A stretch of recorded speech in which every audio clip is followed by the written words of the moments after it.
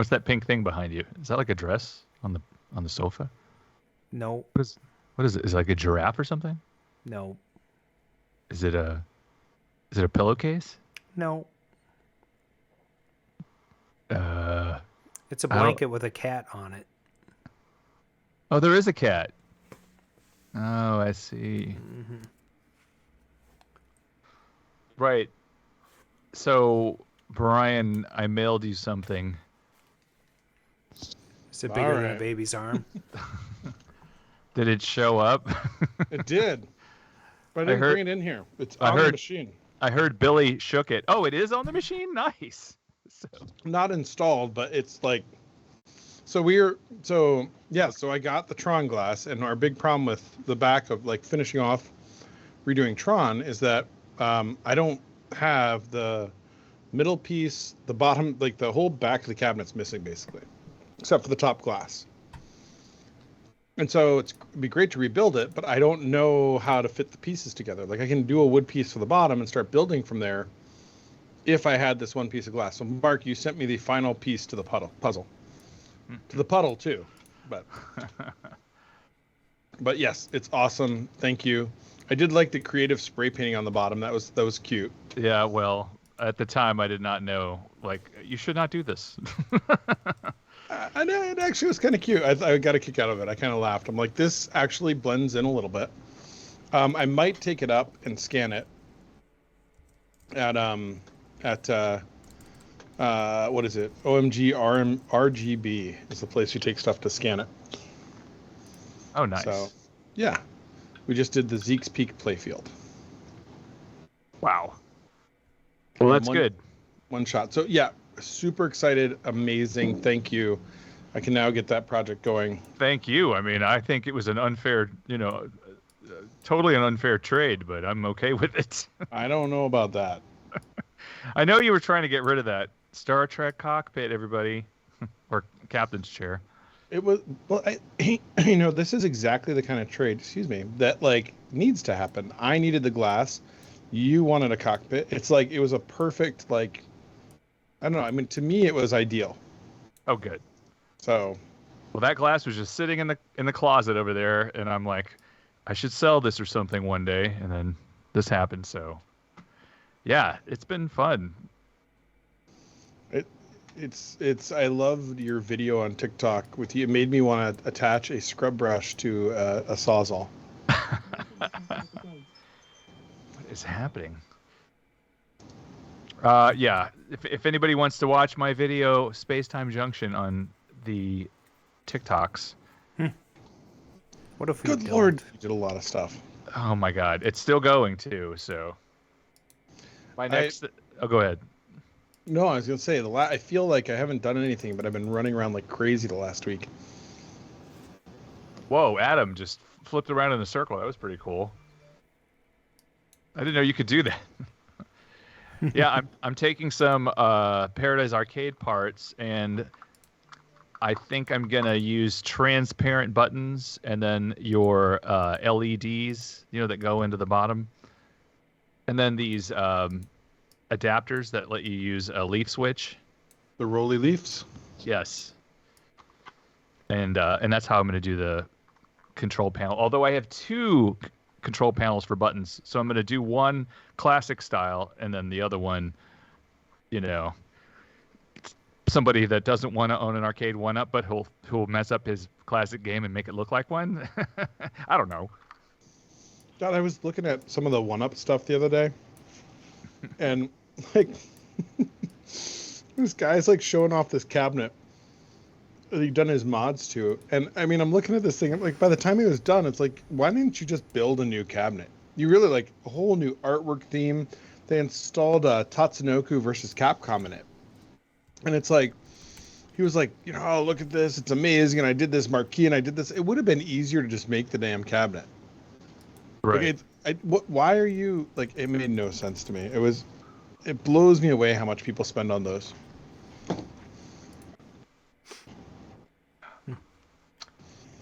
So fascinating.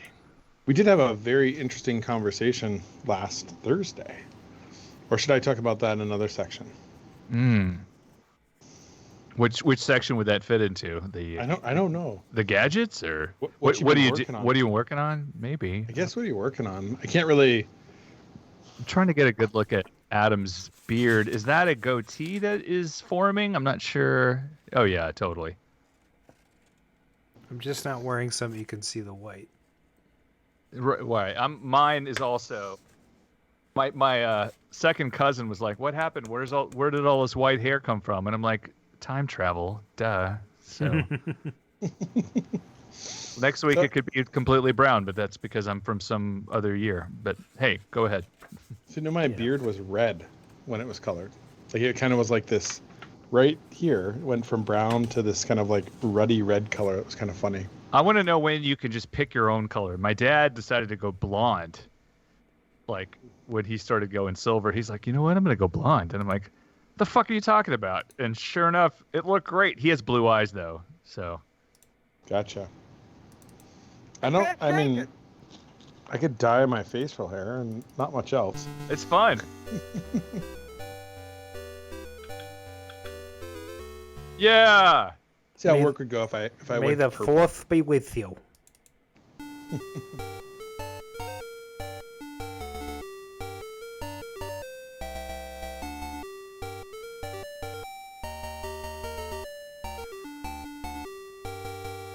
Speaking of music, I suggested and was rebuffed that you should listen to the Jonas Brothers Waffle House song. Did anybody take me up on my offer? I did not.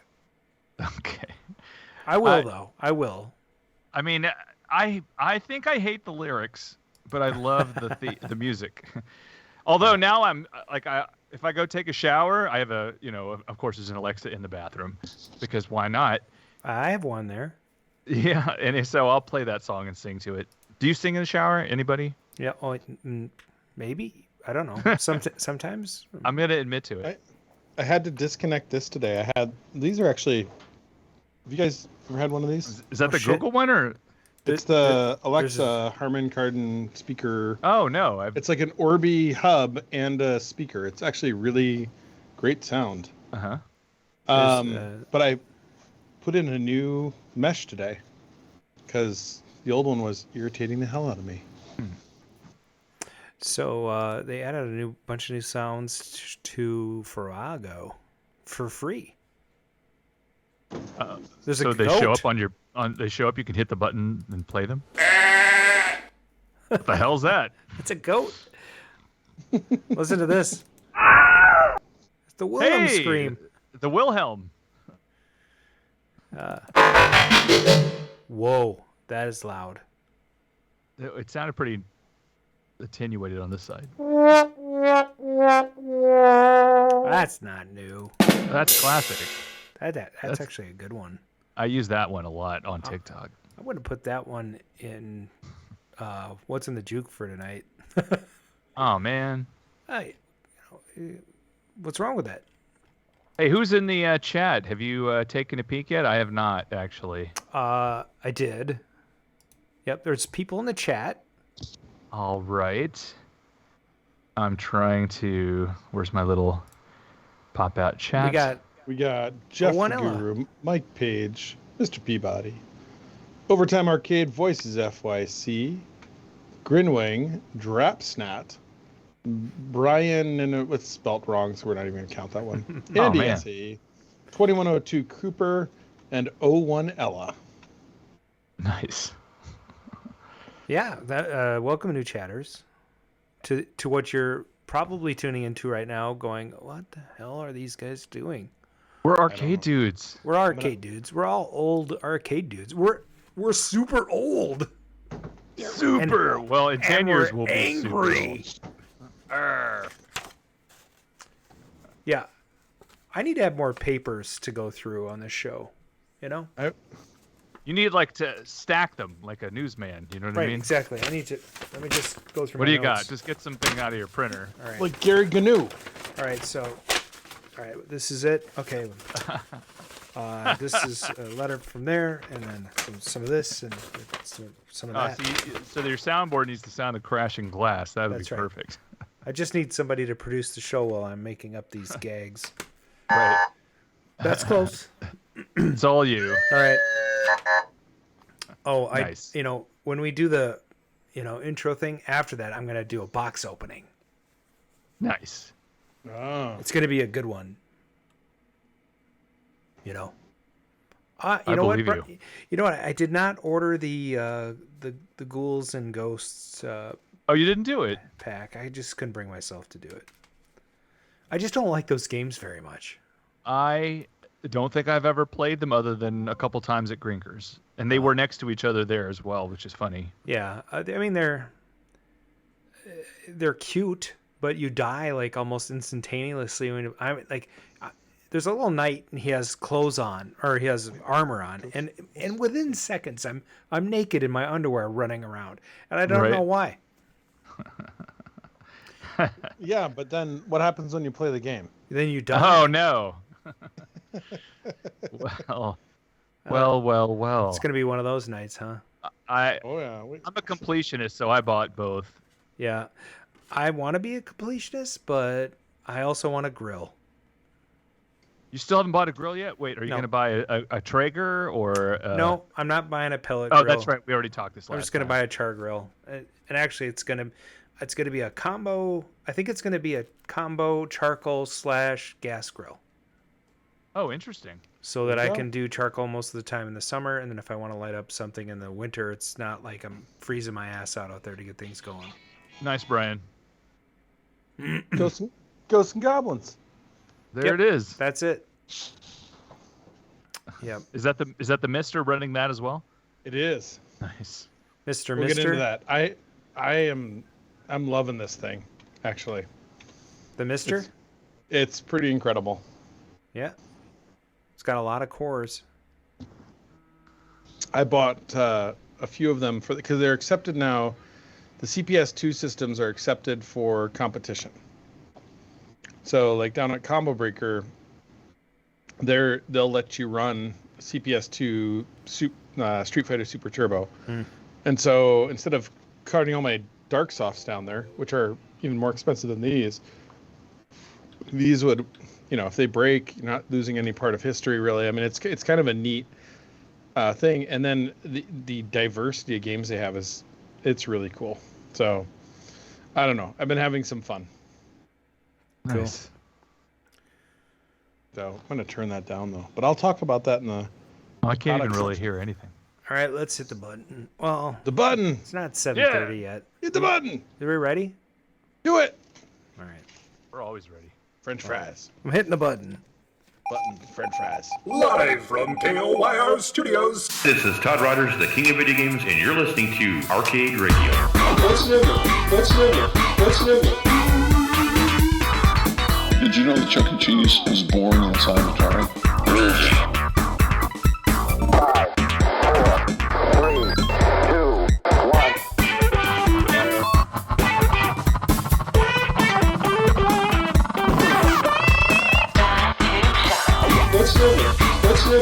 Let's nibble. God, I'm sick of that question. No matter what I say, it draws controversy.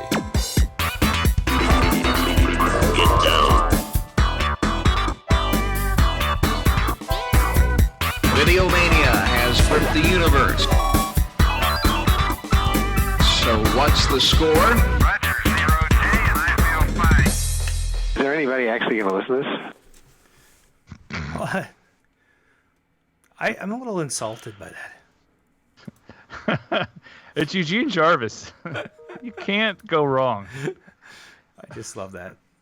Thanks for listening in from the Arcadosphere. This is season 7, episode 13 of the Arcade Radio podcast. Today is Thursday, May the 4th. Be with you. Thank you. And the time is now approximately 7:30 p.m. Central. I'm your host, Adam Skywalker, and I'm joined by my co-host, Mark Jar Jar Shields. And last and least, Paradise Arcade Shop proprietor and part-time George Lucas impersonator. It's Brian Thurston Howell Armitage III. Welcome to the show. Yeah. Little golf clap for that. All right. Very So nice. I'm gonna, jump right into what we've been working on, which is not much for me. So I'm gonna do an unboxing video instead. and I wanted to just, kick that off right away, get it out of the way, Let's see. What do you got? So this is a segment that we occasionally call What's in the Box.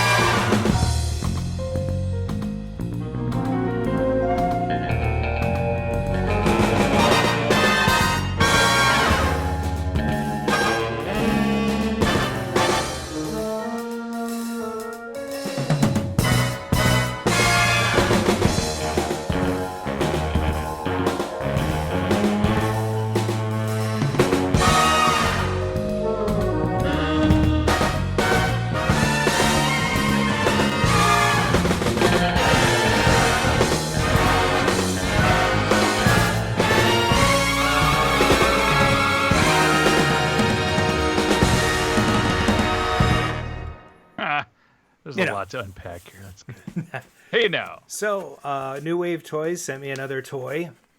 It's a Replicade. Mark, why don't you talk about this while I start the unboxing here, and I'll focus on me so I can get a better picture for the folks. Sure thing. So, of course, New Wave Toys, maker of 1/6 scale arcade games.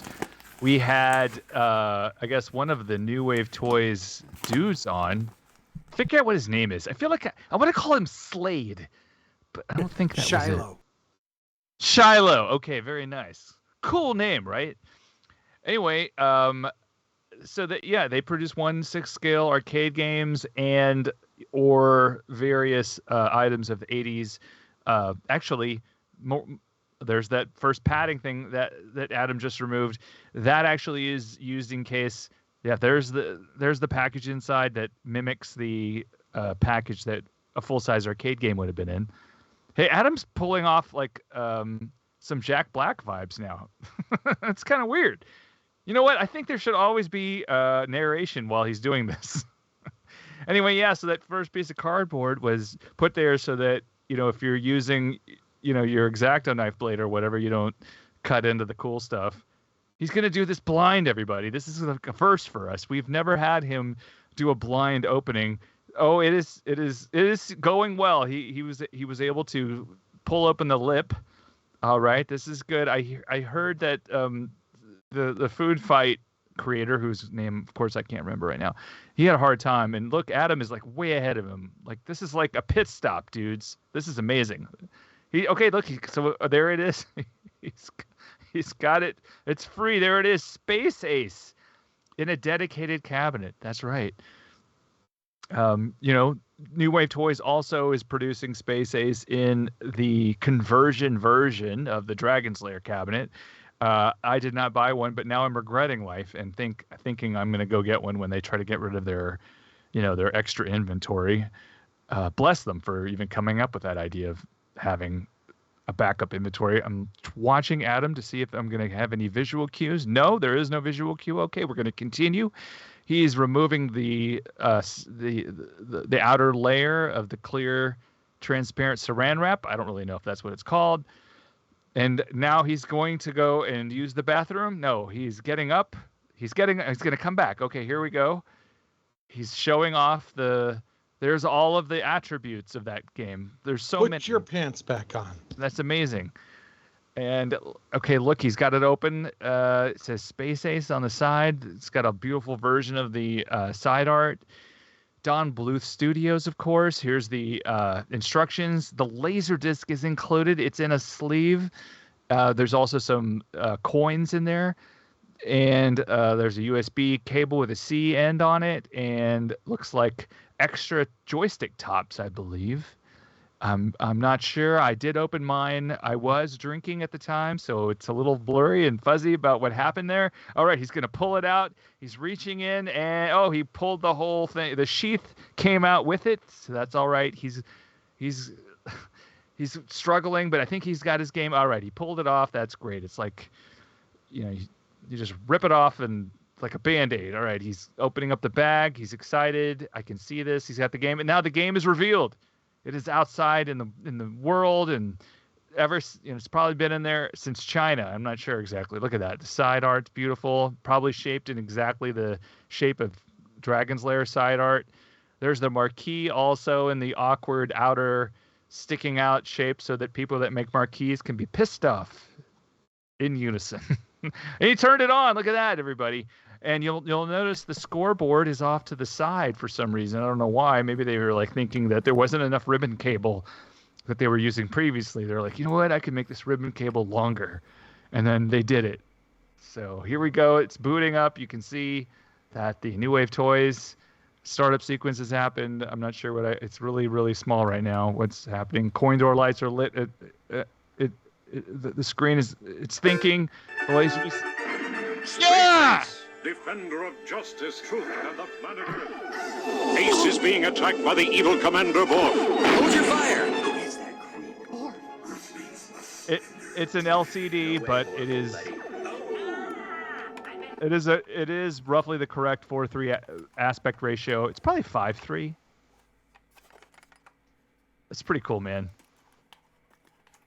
Luckily, they're charged when you receive them.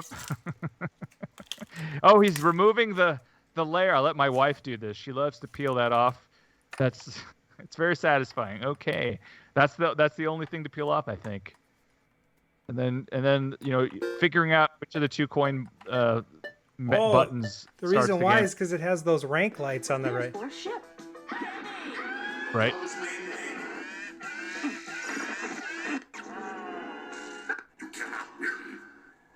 You cannot win.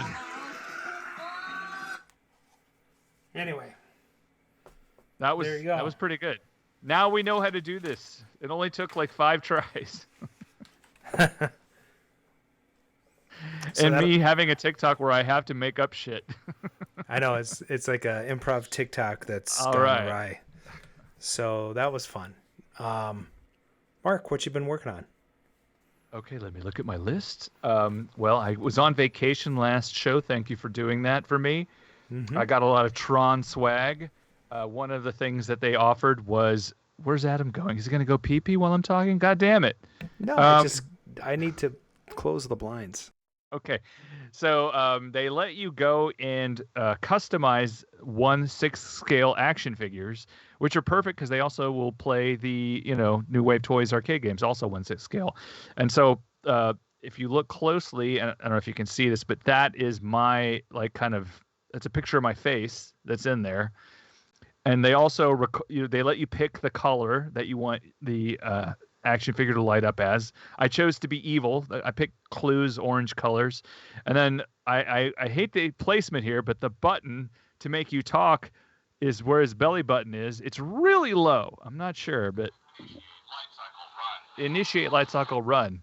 But you can kind of hear like the background of the Magic Kingdom or wherever it was. Listen. Hold on. Where's his belly button? I'm gonna hear it. Hear all that noise in the background? I'm like, you bastards, come on. The least you could do is like edit the audio file. All of the things that are related to the audio are actually stored in a little custom proprietary looking memory slot in his back, which I don't know if I can get. Wait a minute, Mark. Adam still has it focused on him. So you've done this great presentation. Son of a bitch! Looking at what? He still doesn't. Does he realize it yet? Is it? Adam. Everybody's like, Mr. Peabody says we can't see shit. I don't know what's happening. What? Oh, here I am. Yeah. Okay. There's like a slight delay. All right, guys. So let me start over here. No, really. This is show and tell, and I just took away your show. Oh, damn it. This is how we roll. Okay, that's kind of cool. Little Tron Discs SD card. Right. And they sell other accessories that you can put this in, and your voice apparently will, and the color that you picked will get transferred over to those things. But as far as this device goes, oh, that's interesting. It puts your face on there. That right, is and weird. They recorded 3 different versions of my face so that it could sort of mimic talking, so you can kind of see my face. Can't you cool. Record your own faces on there? I'm trying to hack the little card. Why wouldn't they let you do that? Because then you could put like Journey's face on there. Who knows, man? But I mean, this cost $99 to do, which isn't terrible. I don't really know how the like if the face is actually like a really cheap LCD that's that would be great, right? But I don't really know that. Put it closer up to the screen. I'll try, but it's hold on, let's see. Yeah, it's not. It's too bright. Yeah. Oh yeah, but you can see my beard. Yeah. Looks just like you. Yeah, it looks a lot like you. Go check my Twitter. There's better photos. Okay, and then we also got like a photo frame, and if you push this button, this all lights up. But I haven't pulled the little tab out because I'm a cheap bastard. Okay, next we also got a mug. This is a pretty cool mug. It says programs, because that's, I guess, what we're supposed to be. The NCOM logo, and then inside, and you probably can't see this, but down there are the words "end of line." Nice. That's kind of neat. And yeah, so I think that's pretty much what I have. Oh, there's one more thing. I don't think I can. Hold on. Oh, and I have the chat closed too. I'm just all over it tonight. So they sell a helmet, which is basically from the movie. Can I wear my? Oh, I gotta take this. So yeah, you gotta like.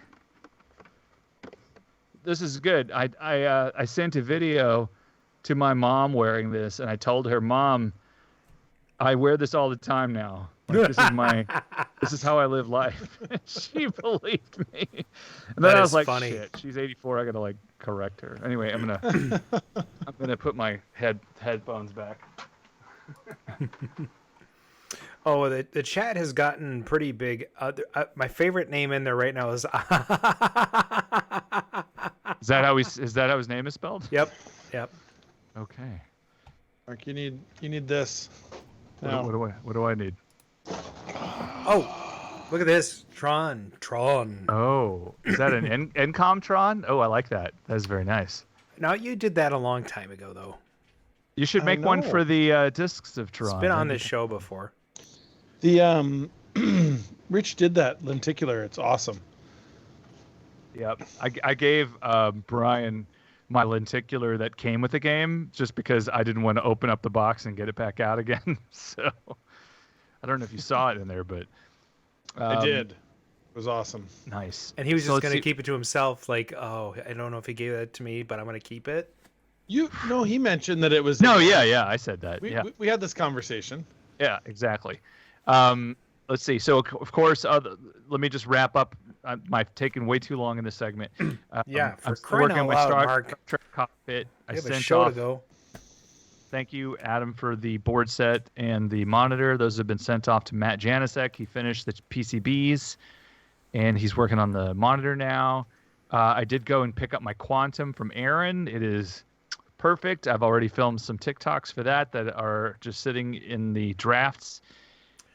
Speaking of TikTok, I'm at almost at 250,000 followers, which is insano. And last but not least, a guy I know that owns 2 video vendors is putting them up on eBay. He put them up last week. He's renewing it, and he's lowered his price. Like he's the one that's comparable to mine. He's selling for like $799 or something. Wow. Cool. And then he has a second one that's at $650, which is like a little battle damage, but pretty nice. Where do these live right now? They're in Michigan. So yeah, not too far from you if you want to. I don't need that. Gigantic 8-foot by 6 foot tall by 3 foot deep. I like old things though. What's that? I like old things.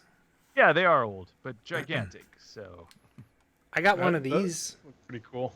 It would be cool, right? Oh, you have a Discman. Oh, that's kind of neat. Very cool. It's from 1991. Oh, and one last thing. I found a movie hut for sale in Canada. I posted the link on my Twitter. A movie hut?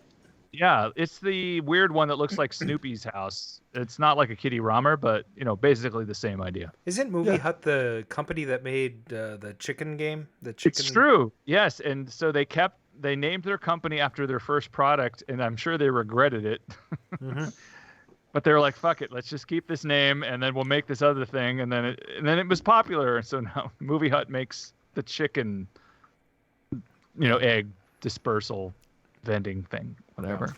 Yep. I'm done. What are you working on, Brian? The chicken pooper.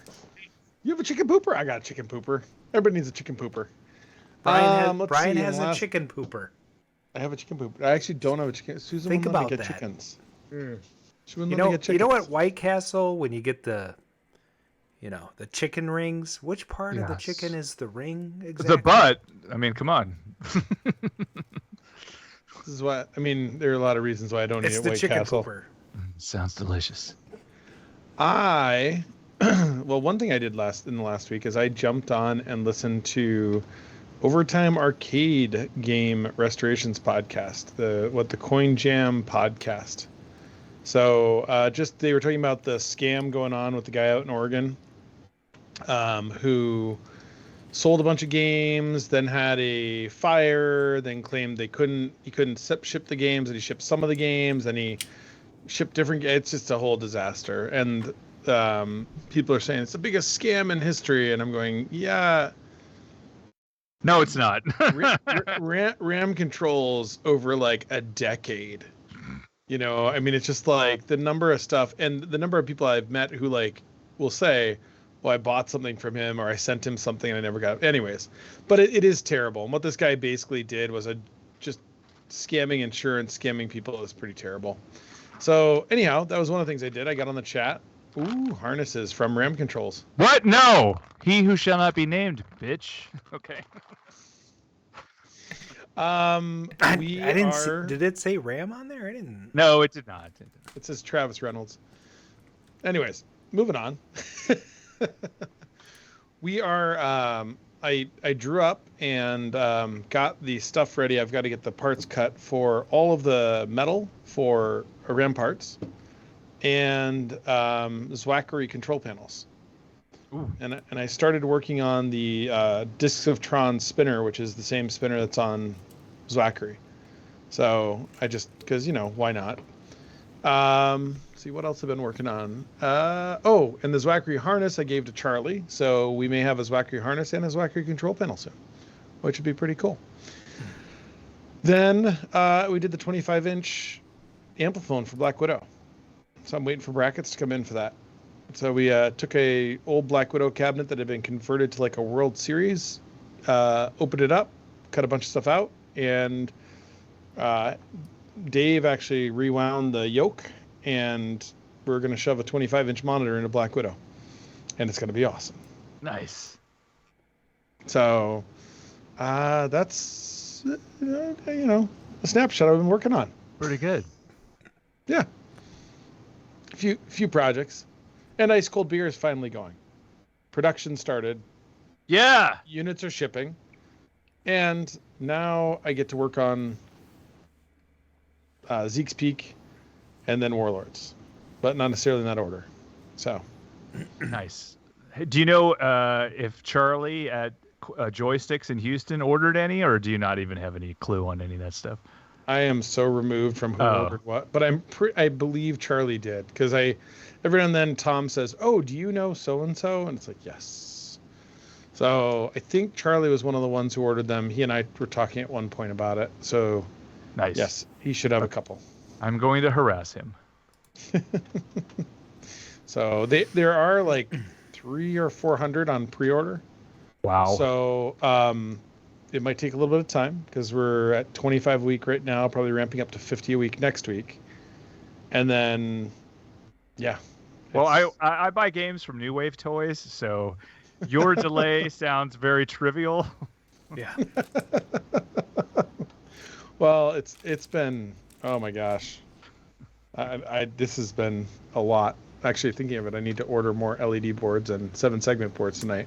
You know who makes the worst deliveries, though, is...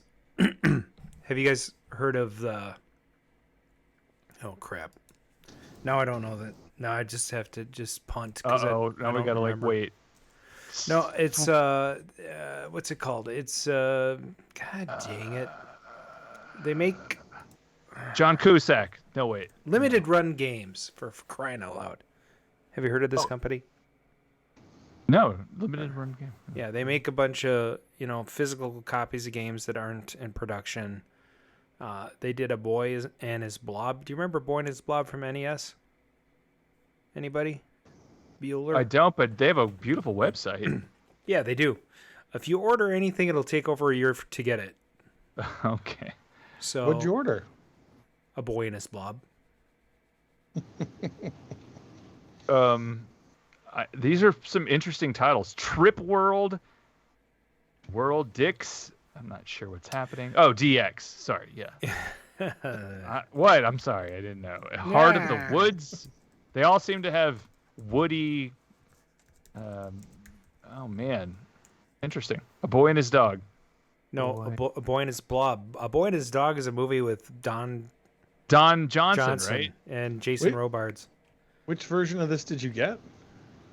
I think I ordered 2 of them. I think I got one for the Switch and one for the PS4. Nice.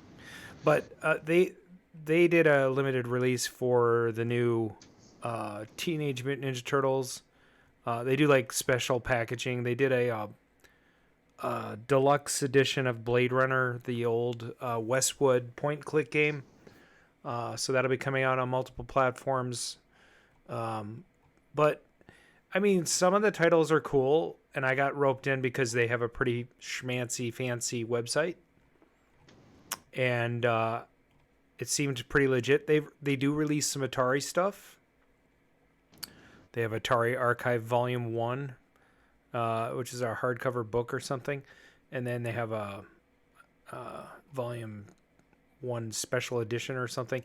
Anyway, they have all these different things that you can order on their website, and it will take you. It's already been over a year for my product, which I will not order from them again because that's too much money, and I could die in a year. So, God, yeah, I didn't do it. I didn't kill him. no, self-inflicted. Can't prove it. you never know. I mean, it's like the XM for the Atari 7800. It just never materialized. It was 10 years in the making. And then the guy who was making it died. Kurt Vandal. So. No way. So we do. What is I that? do have, Well, that's not the one. This is the Atari VCS in this box. Oh. We may have to wait 2 weeks to open it. Why? Just open it right now. Right? I don't think I have a way to open it in here. Do you have gadgets, Brian? You want me to? Yeah, let's go to gadgets, and I'll look right. for a knife. no, I don't have any gadgets.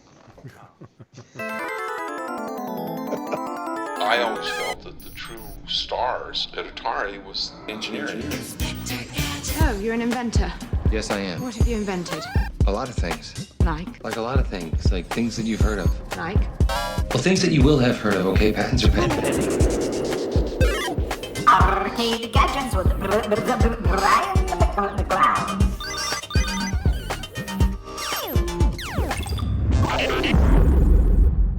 Welcome to the gadget segment. I do have a couple things today. Yes, I have gadgets.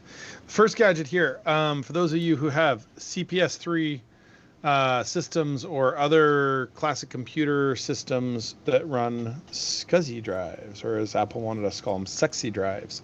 Blue SCSI or Blue SCSI is a board that takes an SD, adapts it to a SCSI port. So you can add this desktop version, a DB15 version, and a laptop version. You can literally order these. It's all open source. So this board cost me like $8. I got 10 of them. And then all you do is you add a Pico Pi to this and a header for the SCSI drive, and done. So this is version 2. For those of you who haven't seen this, it's out there. It does work with Amiga. And it also works with Yes, but what does it do? Amiga. The main reason that I got this is because the CPS3 has an optical drive that is SCSI, and it takes forever to load Street Fighter 3 or change the games. So it's kind of cool. If you need one, let me know, because I have like 5 extra now because I bought 10. Yes, but what does it do? To buy these commercially, not this one in particular, but to buy the SCSI to SD, they're like $100 to $200, and I thought that was ridiculous. Anyways, other gadgets.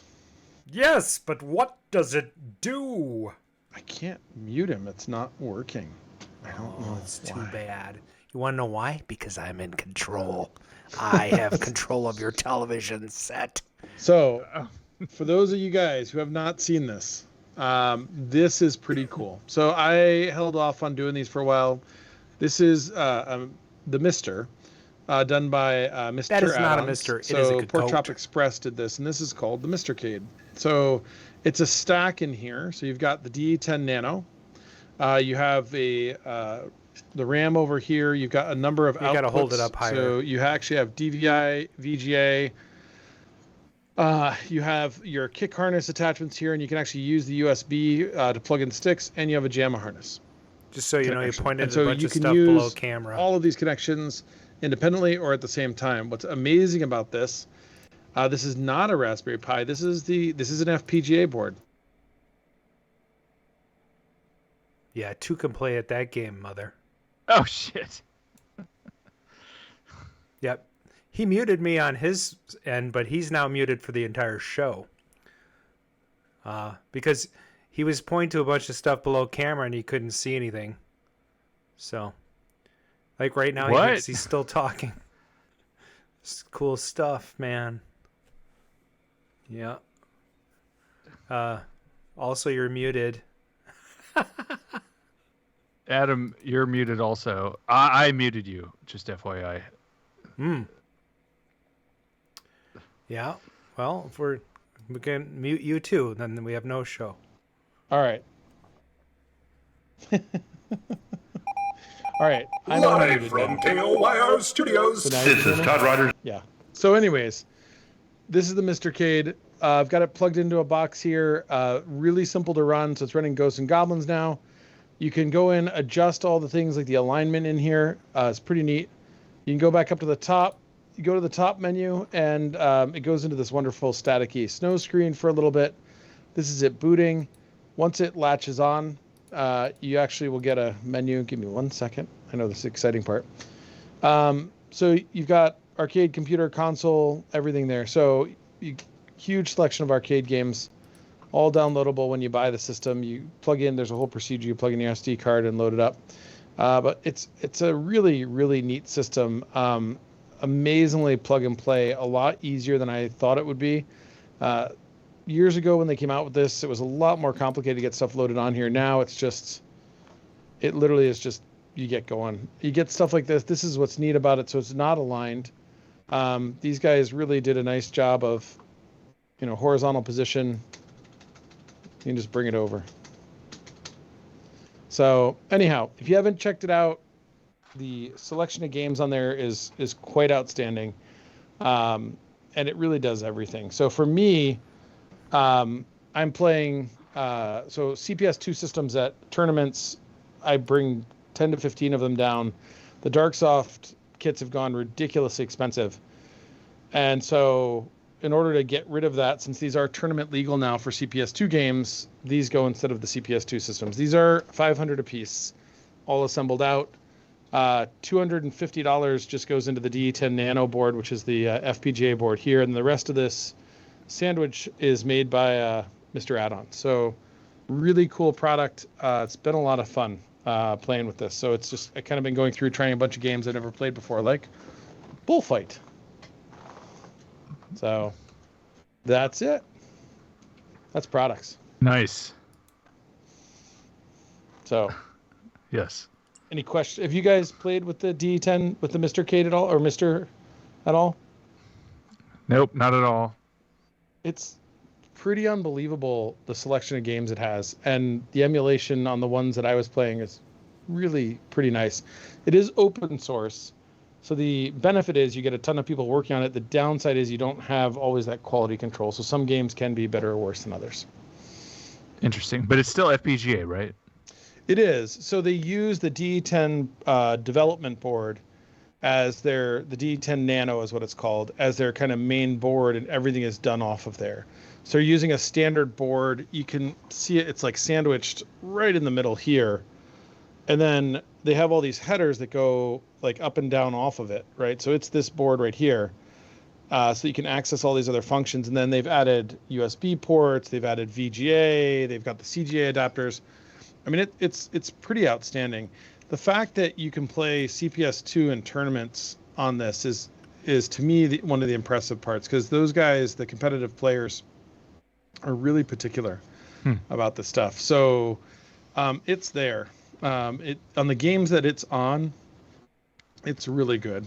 And there's a lot of neat stuff. I've just been going around trying different games, which has been fun. And the other thing that's nice about it is if you do a podcast, say, or if you stream, you do have the other outputs. So you have a VGA and a DVI output that you can pull video off of and actually broadcast that while playing on a regular CRT.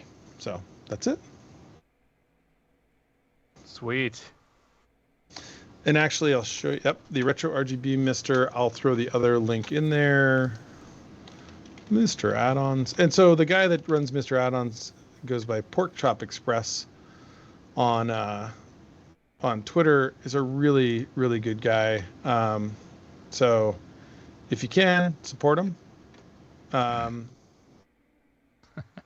Let's go. Where's the full built out Mr. Cade kit? Here we go. I'll post it in there. Oh, it went up in price. This is not what I paid. So, and the DE10 Nanos have been getting harder and harder to get your hands on. So that has been one of the problems. Nice. But there you go. Excellent gadgets. I didn't unbuy. Here, wait, hold on. Uh-oh. Back in '82, I used to be able to throw a pigskin a quarter mile. Back to the cave with Time Runner. Wait, let's introduce. Why are things so heavy in the future? Is there a problem with the Earth's gravitational pull? I guess we could do news after this segment. Hey, welcome to Back to the Cade. We start off our segment where I give you a little bit of information about Back to the Future. Like, what's the latest news about Back to the Future?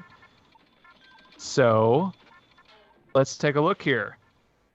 Oh, interesting. The DC movie The Flash is about to become one of the biggest blockbusters of 2023, despite the problematic issues with its star. The irony being that the DC Extended Universe Swan Song is one of the most anticipated entries. China, which has been picky when it comes to what Western blockbusters are released in the country, especially superhero movies, and speaking to that point, one from the past that's notorious for not being released there is Back to the Future. Because it's due to the nature of the story. They do not like time travel. They say it disrespects the history if you time travel. But anyway, there's a plot element in The Flash, and of course with Avengers Endgame, but somehow that movie made it past the censors. Of course, if you've been sleeping under a rock, The Flash is based on the Flashpoint comic book storyline. It involves Ezra Miller's Barry Allen, which is also my dog's name, using his powers to travel back in time and prevent his mother's murder. In doing so, he inadvertently changes more than his own past. He actually accidentally destroys the continuity of the DC universe so that James Gunn can be in charge. And that's my little bit of Back to the Future news. And then my next question, Adam, which I pose weekly, is... What's in the Juke? Yes!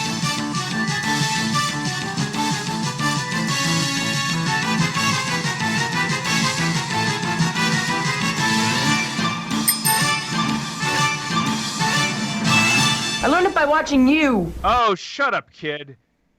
Hey, welcome to the Season 7 edition of What's in the Juke. It's the game within a game within a podcast.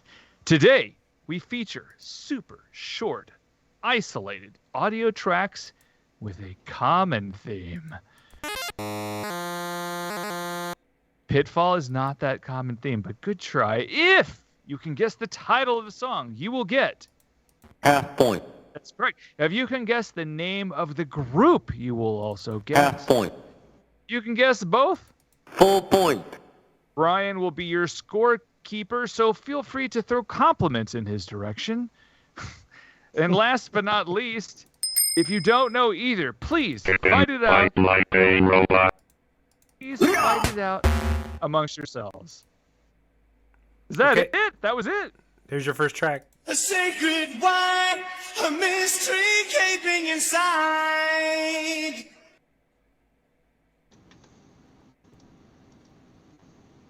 Nice. Gridwing with Duran Duran.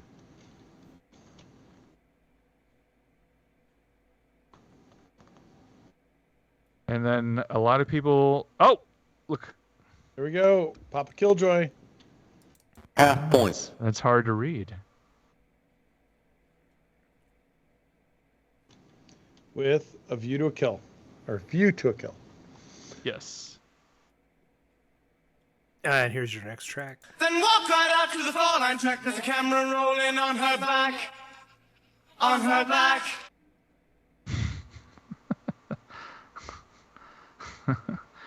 Where's the camera? I'm not quite following that.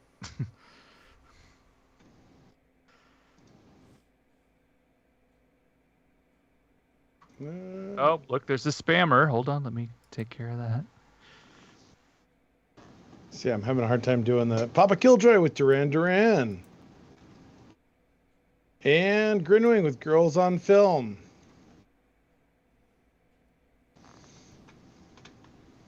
Nicely done.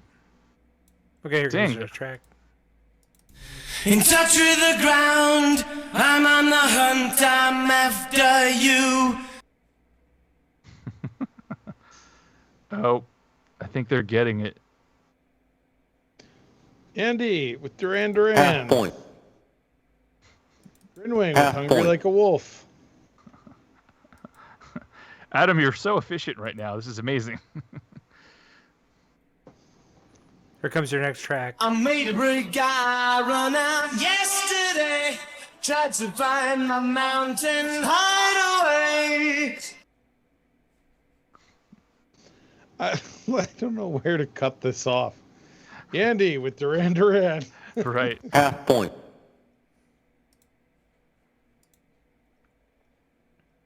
There you go. I gave you the cut. Oh, shit. Mr. Peabody with Is There Something I Should Know?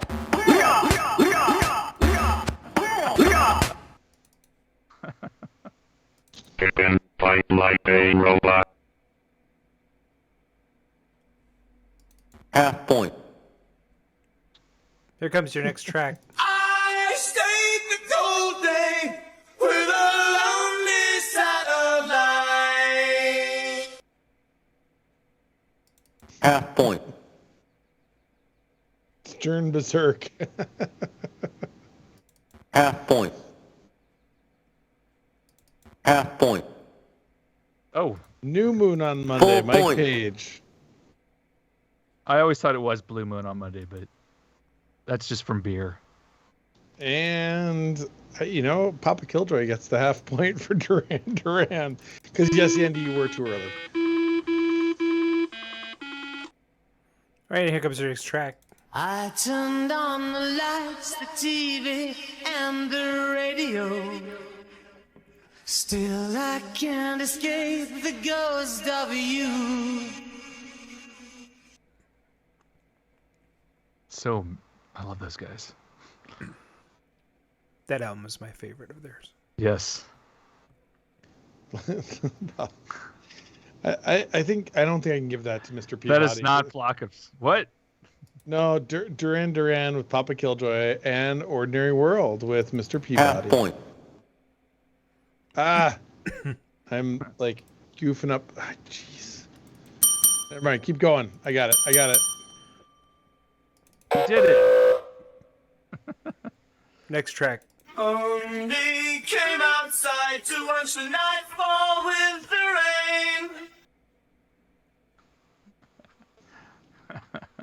rain. Simon is a living legend.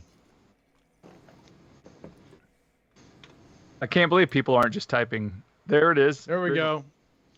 2.5. Grinwing with Duran Duran.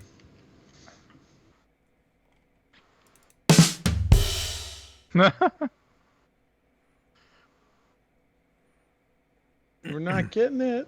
That's a tougher song. Yeah, that one's a tough one.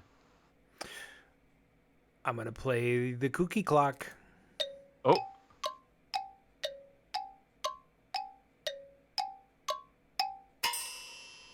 It'll be Planet Earth. Nice try, everybody. Planet Earth. Next track. And watching overlapping clover. That has too much of the song in it. We're probably going to get banned. No, there is. I double checked this. There's the sound of a crowd in the background. And watching overlapping clover. Isn't that bizarre? I can hear the da-na-na-na in the background. Grinwing. I listened to both. The It was reflex. weird. The song has what sounds like a crowd. Yeah, I'm sure it does. Half point. It's the reflex by, everybody get it? Duran Duran. Duran Duran. Shocking, I know. Okay, here comes your next track. Wait. They tried to break us. Looks like they'll try again. Half point. Papa Killjoy with Duran Duran. Half point. This is not one. Andy S.E. with Wild Boys. Good. Nice. Right now on the scoreboard, since we haven't been talking about it, we got Grinwing with 3, Papa Killjoy with 3, Andy with 1.5, Mr. Peabody with 1, and Mike Page with a half point. Wow, that's some pretty harsh words from Mr. Peabody. What is he saying? There's heat. Oh, well, that was the last Duran Duran song, Mr. Peabody. Now you have to put your thinking cap on. Here comes your next track. It's a wonder, Wonder Woman. You're so wild and wonderful. I bet 2/3 of the people in the chat know this. Interesting. Look at that. Mr. Peabody, Barbarella. Half point. Half point. But the band, the group Papa Killjoy. name. It's not It is not Duran Duran. Yeah. It is not Bob Crew. It is Bob Crew, actually. But is that the band? No, it's not. I'll actually accept that. Yeah, I would give him at least. But if somebody can get the band name, that'd be also worth a half point. Yeah, but it is Bob Crew. Yep. Is that how you spell it? Interesting. Yep. That is absolutely correct. Charles Fox wrote the music. Bob Crew sang that song. And there are... I mean, you're kind of right with what you had in there, but I think it's actually Bob Crew. Okay, got it. Well, then I guess it's final. Yeah, I mean, I don't know if that's his band or not, but it's Bob Crew / the Glitter House. Right. Yep. And they have a lot of fun songs from that time. I have this the full album. I actually have both the original compact disc they released and the reissue with more music. The thing I find interesting is the version you hear in the movie is not as lengthy as the one on the album. Yeah. And it's like kind of an abbreviated version. With the new CD, they do put the movie version on there too, I believe. Well, it does say music composed and conducted by Bob Crew and Charles Fox, performed by Glitter House. I see. There you go. All right. Thanks for playing along, guys. Of course, Barbarella introduced the character Duran, which might have been named after the weird fruit Duran. Who knows? So, final score, Grinwink 3, Papa Killjoy 3, and Mr. Peabody in second place with 2. Andy in third place with 1.5, and Mike Page pulling up the rear with a half point. Thanks for playing, guys. You win nothing! You win nothing!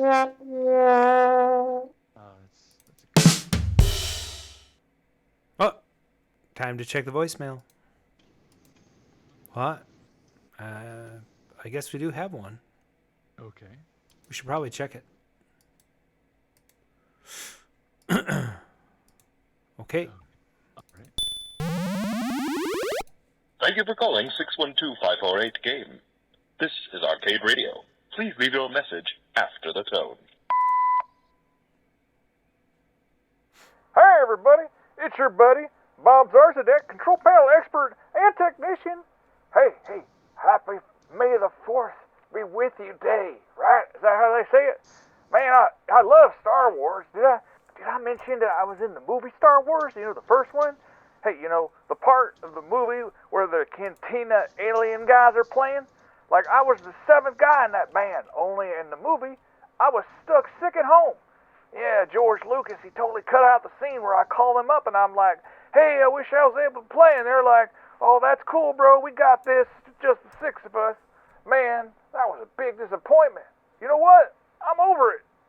Hey, in other news, I was at the Met Gala in New York yesterday. And you know what? Total ripoff. There were no Mets players there at all. I don't even think I saw baseball. What kind of jerk doesn't invite the Mets to the Met freaking Gala? Man, I'm still annoyed. Okay, well, I'm sorry for the outbursts, Arcade Radio.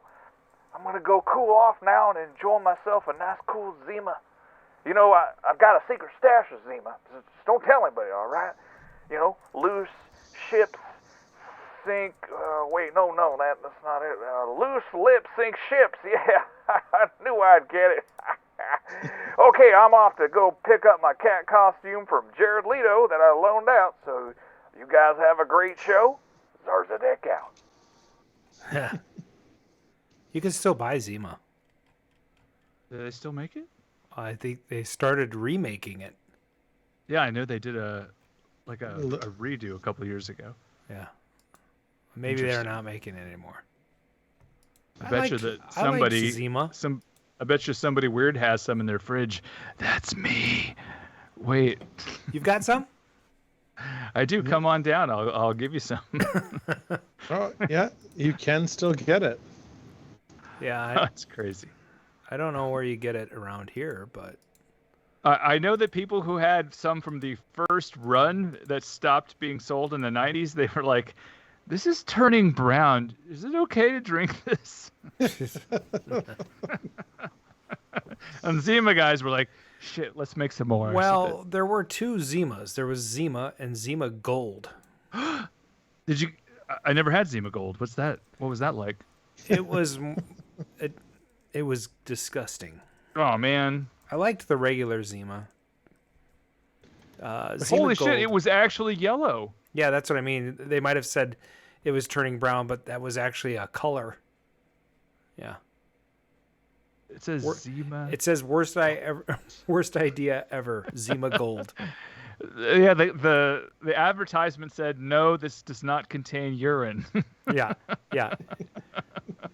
Oh man. It was supposed to have a touch of bourbon. I have a terrible story. When I was in college, somebody was stealing beer out of our beer fridge in my dorm room. And my dad was brewing beer, so he had the thing that would put a cap back onto the bottle and stuff. Yeah. So my roommate and I were like, all right, here's what we're going to do.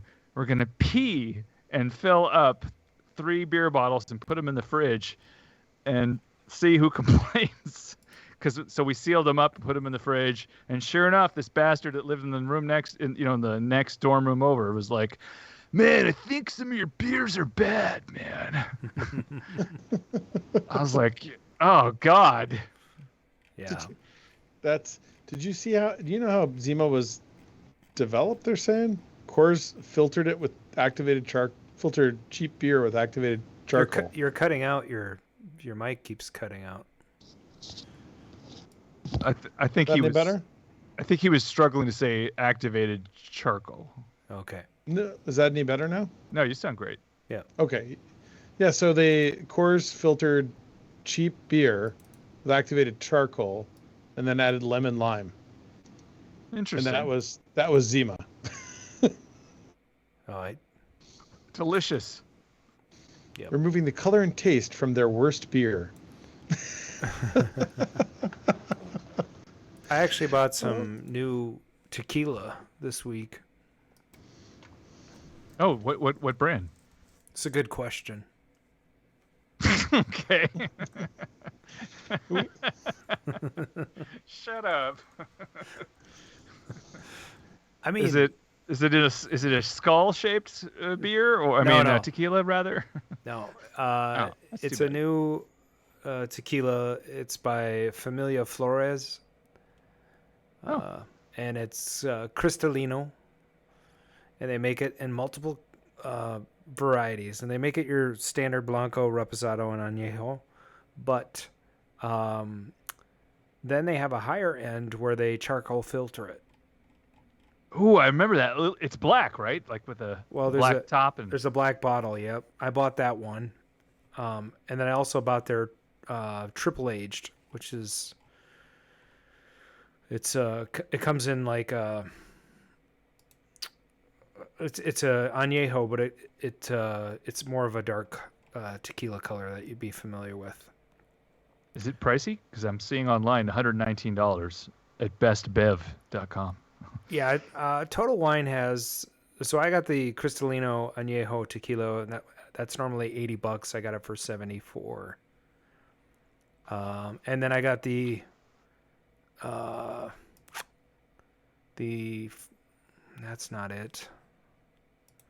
It's the Añejo that's Triple H. It's not on here. Maybe it was just special in the store. But anyway, it's I guess the agave's higher up in the mountains, so it's drier up there, and so there's higher concentration in the agave leaves apparently. So what happens is you get a higher concentration of sugar, and so these are very sweet tequilas, which is why I picked Añejo, because normally I would. Normally I do Reposado, but it was too sweet, and I liked the longer aged flavor. But anyway, what is the worst tequila? Oh, teach us. Well, basically Cuervo Gold. Oh God. I think I've never been like I don't drink tequila all the time, but when I do, I like to have something that's decent. I learned very early on, like, Sauza Hornitos is better than Cuervo Gold, and that's a very low-end tequila. But, like, George Clooney makes a tequila. I have one of those downstairs also. And it's decent, you know. My friend Eric asked me, is the George Clooney tequila as smooth as he is? And I said no, and I'd love to say that to his face. Well, I've met George Clooney, and he is only 5'10". Yeah, so he's the same height as me. Yeah. Have you ever had tattoo tequila? Nope, I have not. Not intentionally.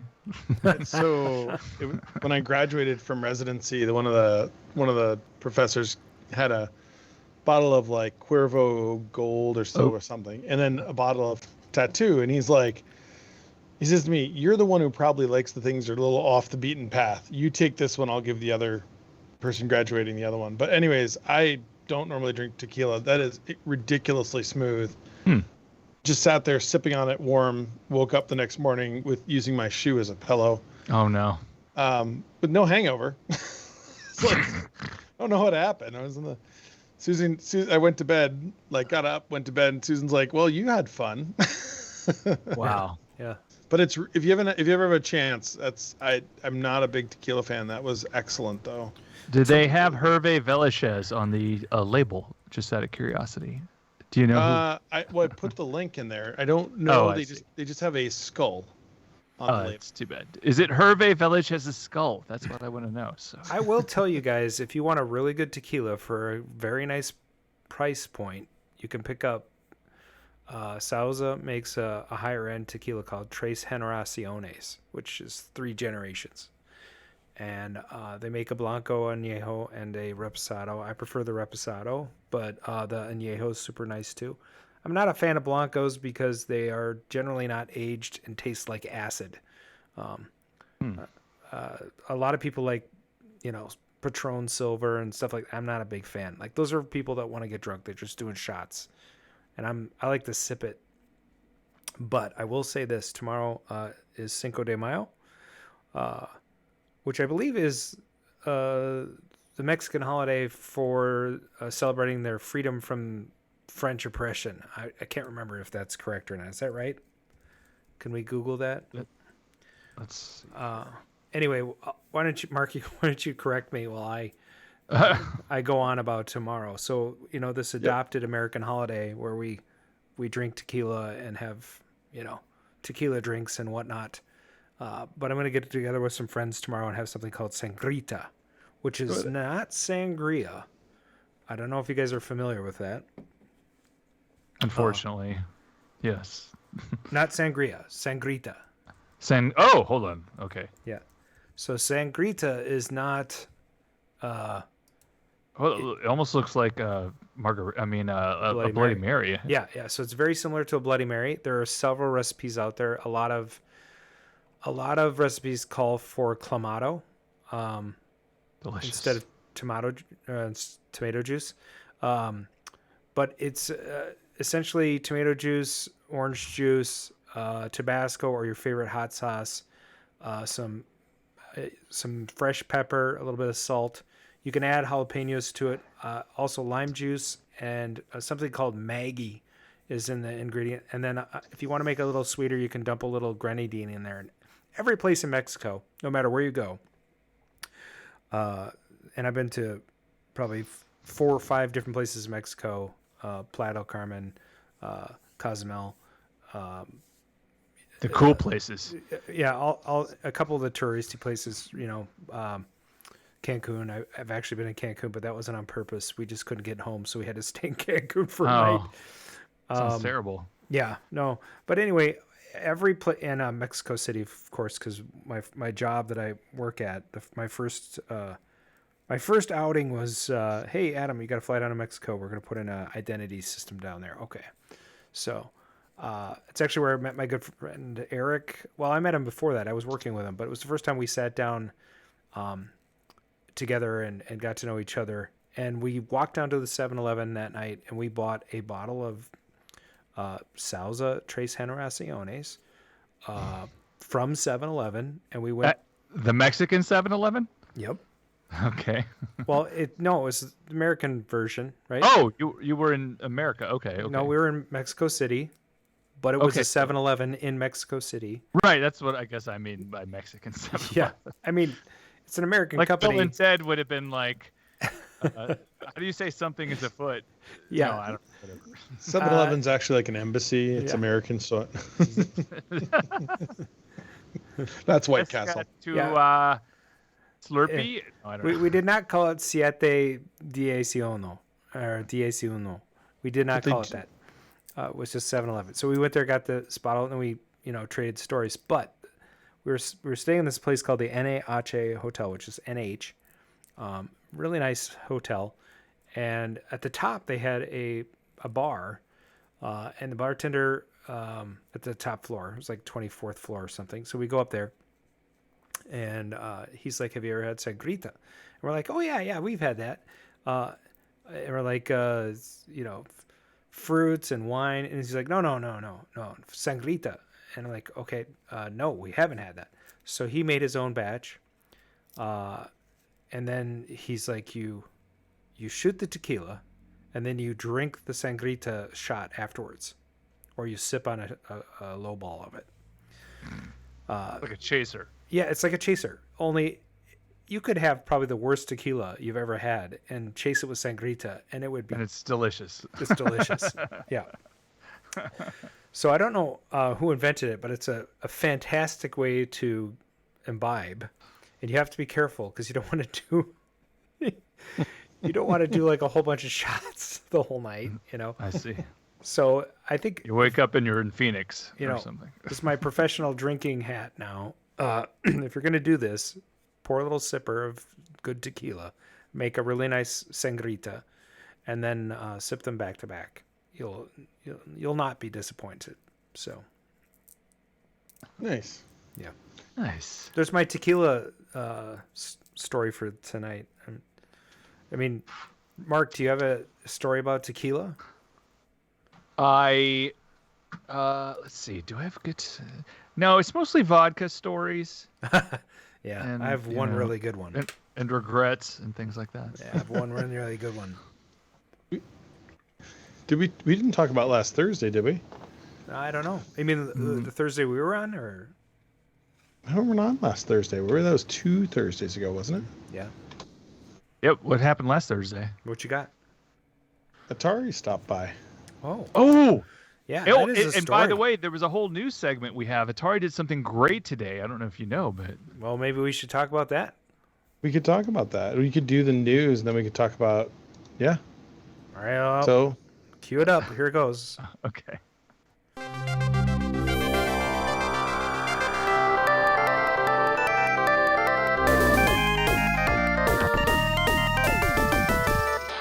The arcade news, arcades, pinball, industry alumni, arcade openings, selecting, celebrities, world record holders, operators, coin-out, conventions. The arcade news. We interrupt the ventilated electric. And now, the arcade news with Adam Stevens.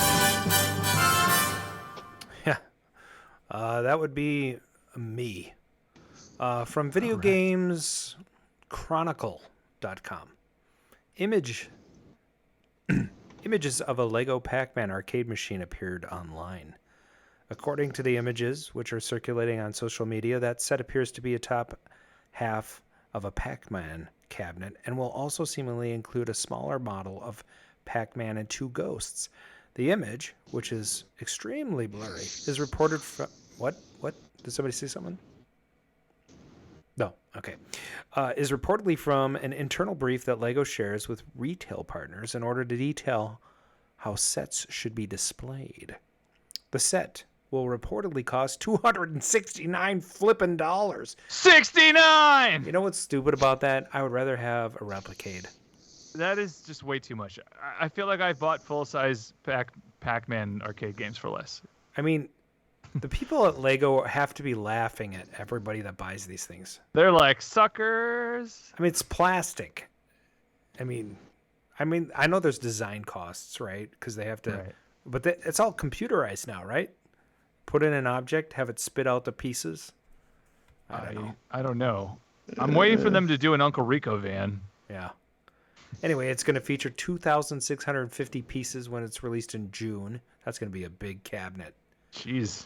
The set appears to be based on original yellow arcade cabinet art. Well, that's good because I hate it when they made those little mint things and they put the wrong thing on, or they made like the first Hallmark ornament was a Pac-Man. The first of the series of arcade Hallmark ornaments was Pac-Man. It had the wrong artwork on the side. Oh, yeah. And I was like, okay, well, that's cool except for that because I'm a big nerd and I want the original stuff. Anyway, the next article from Yahoo Finance. Atari announces acquisition of M Network. Now, I already know what this is going to say, and I haven't even read the article. Yeah? Yeah. So M Network is the Atari 2600, Mattel. Right. Yep. So for them to buy that, that's pretty cool. Let's see what this has to say. So on May 4th, it was reported that Atari, one of the world's most iconic, if I hear that phrase again, one of the world's most iconic consumer brands and interactive entertainment producers, announced today the acquisition of more than a dozen Atari 2600 games published originally under the M Network label, which includes Tron, but I don't think that probably is going to happen. The collection includes, because the M Network also released a Tron joystick for the 2600, if you remember. It had a retractable cord, and it was translucent blue. I have one in the other room. The collection includes fan favorites: Armor Ambush, Astro Blast, Frogs and Flies, Space Attack. Frogs and Flies is really fun. I love that game. Yeah, Space Attack and Star Strike. Atari will seek to expand digital and physical distribution of classic titles, create new games based on the IPs, and explore the brand and merchandising collaborations. Now, I think Brian, you could comment on this, because not only did they acquire M Network, but well, maybe you can't talk about it, but I know they've acquired other entities.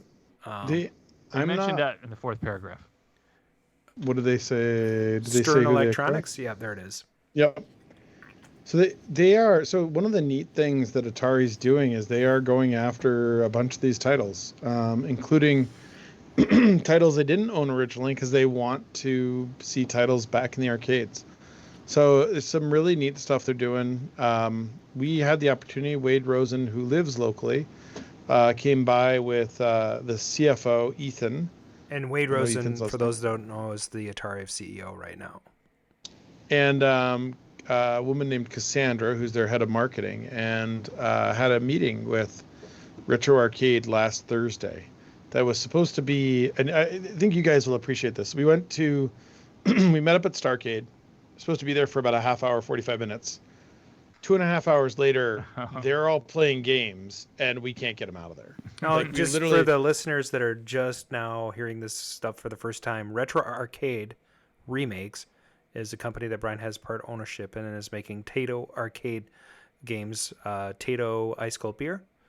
And so this meeting was to meet with the company that you're part of, right? Is that correct? Yeah. So it's actually, and it is Retro Arcade. We had to add the remake for the website, but so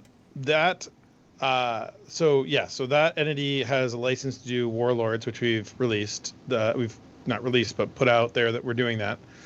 And Atari was coming into town to talk about potential other collaborations, and people probably saw the boards that were put out last week, which is a collaboration with another group of people. Retro Arcade, another group of people on Atari, collaborated to produce Major Havoc, Gravatar, and Black Widow. But we have been pushing Atari to really engage with the arcade community again, and in a number of different ways. I can't get into all the specifics of what we talked about, but really exciting meeting where, like, literally, like I said, the first 2 hours we're up at Starcade up at Roseville, which is our arcade, and we couldn't get them out of there. I mean, they're sitting there just going game to game to game. Wade is dragging Cassandra over and challenging her at games like Off the Wall, by Valicenti. I mean, it was just like, it was fun to see people that excited about arcade games in charge of companies again. It's also fun to have the current CEO walk up to a game on a company that was created by Nolan Bushnell. Yeah, well, and we talked about that. I said, do you know where the name Senti comes from? So, I mean, he is fascinated with the history, loves the stuff, fully admits he is not an arcade nerd. He is a console nerd. He loves arcade games, but his knowledge is mostly in the console realm. Yeah. But what he wants to see, and one of the things I can say is that, while they fully acknowledge there's a lot of money made in arcade one-ups and that consoles and online stuff has its potential, they really want to see Atari have a presence back in the arcades that is not just Super Centipede, lights flashing all over the place, redemption game. They want to see some legitimate old titles and some new games that fall in line with kind of their legacy, and they want to represent in a very positive way Atari back in the arcade, even if it's smaller runs. And so that was one of the things that we talked to them about was, working with them on these things. I can't talk about what we're doing their job, because that is part of what's going on with some of the stuff. So I'm going to leave out how this is going to be done long term. Now, So, I think another reason why this is interesting, the M Network titles in particular, is for years and years and years, the Atari Flashback has been around, right? And while that is a fun thing to pick up, I prefer to have the original hardware myself. But I have owned one of those in the past, and it's been re-released and re-released and re-released with the same set of games, and then usually a couple of homebrew games that were made recently. And one of the problems with those Atari flashbacks is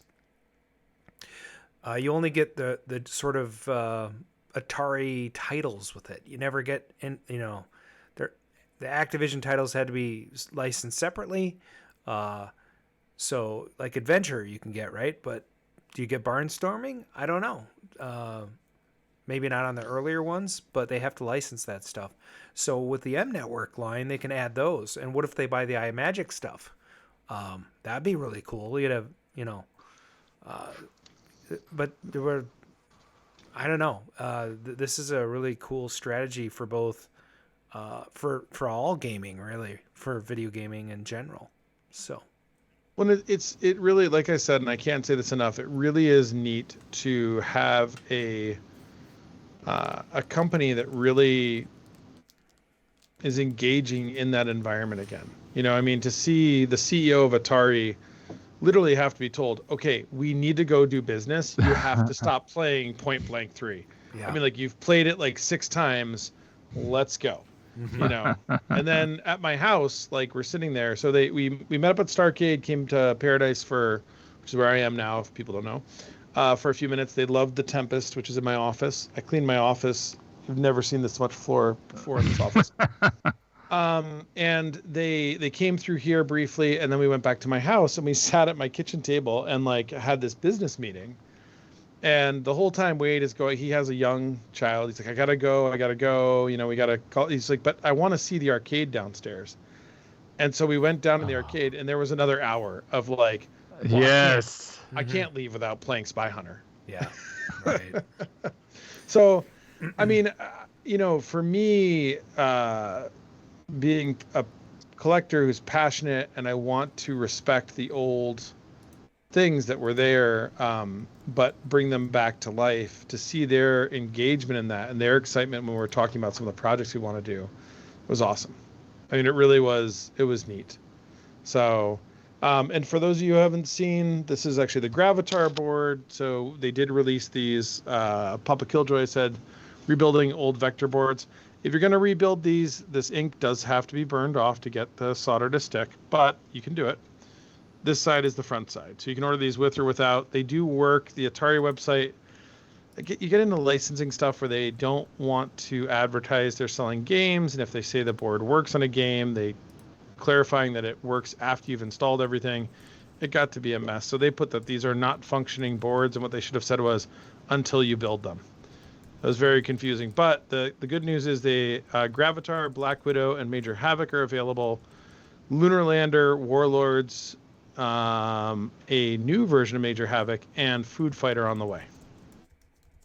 Nice. That's cool. So, and the one other thing I forgot to mention that I worked on this week, I became the human tube discharge apparatus. What? Wow, that hurt. Human tube discharge. I got blasted by a 25-inch that we were doing the color vector on. I was trying to use a high. No. Oh yeah, it was good. It's about the 3rd or 4th time I've gotten hit. 25's a little bit more than a 19. So what happened? You fall over? You stopped your heart? No, I probably went into AFib for a second. No, it like actually my back just went like, I mean, it shot across my body, and you can feel all the muscles in my back just tense. Oh my God. Did you guys ever play with Van der Graaf generators growing up? No. Oh, all right. Well, maybe I had an odd childhood. It was kind of like that. Yeah. I mean, like, touching the Van der Graaf generator when it's like, if you put your hand on the Van der Graaf, you can shake your head and your hair goes out. Obviously, I don't have any anymore. If you turn the Van de Graaff generator up enough, you can watch the sparks jump out of your feet across onto the floor. That doesn't really hurt, but if you touch it while it's on, you're the ground path, and that's what this felt like. I see. So. Nope, just the occasional neckboard bite, and it only lasts a second. So that's it. Maybe there's a reason why tasers don't work on me. I don't know. Interesting. How do you know this? So, anyways, that's a long story of stuff. Wow. So, there you go. Wow. And that's so in the chat, since I brought it up, what have you guys been hit by? So Voices FYC said I got hit by Star Trek regulators on electro monitor, was sent flying 45 feet across the arcade. My right arm stopped working for over an hour. Oh my So God. if you guys have ever been shocked or been hit with electricity working on a game, let us know. I will say the funniest time I got hit was not working on a game. It was a device I designed that wasn't meant to have your hand in there. And something fell inside, and I reached in, and there was 4 or 5 open 110 terminals inside of it. And so I reached in, grabbed the piece, of course, trying to save time and not turn it off, and like hit one, jumped, hit the other, hit another, and like literally pulling it, got shocked like 5 times. It was fun.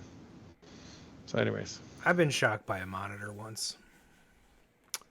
Also, a power supply, a switching power supply that I was putting in on my buddy Adam's multicade. Oh, interesting. It wasn't grounded properly or something, and I touched the metal casing, and I got the 120 AC. So that's just, zzz, you know. I know when I was a kid, the house that my parents lived in originally had those circular screw-in fuses.